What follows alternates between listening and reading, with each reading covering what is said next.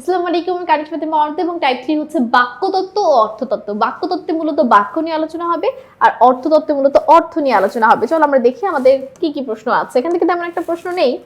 কারক বিশ্লেষণ ব্যাকরণের কোন অংশে আলোচ্য বিষয়? শুধুমাত্র কারক শব্দতত্ত্বের অংশ, কিন্তু কারক নিয়ে বিশ্লেষণ করা বাক্য, কারণ কারক একটা বাক্যর সাথে সম্পর্কিত। উত্তর হবে বাক্যতত্ত্ব। বাচ্য ও উক্তি ব্যাকরণের কোন অংশে আলোচ্য বিষয়? অবশ্যই উত্তর হবে বাক্যতত্ত্ব। বাগধারা কোন অর্থে? বাগধারা, বিপরীত শব্দ, প্রতিশব্দ সব অর্থতত্ত্বের আলোচ্য বিষয়, এটা মনে রাখবে। বাক্যতত্ত্বের অপর নাম কি? বাক্যতত্ত্বের অপর নাম হচ্ছে পদক্রম, কারণ বাক্যের অংশ হচ্ছে পদ। বাক্যের অন্তর্ভুক্ত পদগুলোর সংস্থাপন ও রূপ পরিবর্তনের বিষয়ক আলোচনা ব্যাকরণে কোন অংশে হয়ে থাকে? বাক্যতত্ত্বে হয়ে থাকে। খুবই সহজ একটা পরিচ্ছেদ ছিল। তো সকলকে অসংখ্য ধন্যবাদ। পরবর্তী টাইপে আমন্ত্রণ রইল। আমি কানিজ ফাতেমা অর্থ এখানেই শেষ করছি। আসসালামু আলাইকুম, আল্লাহ হাফেজ।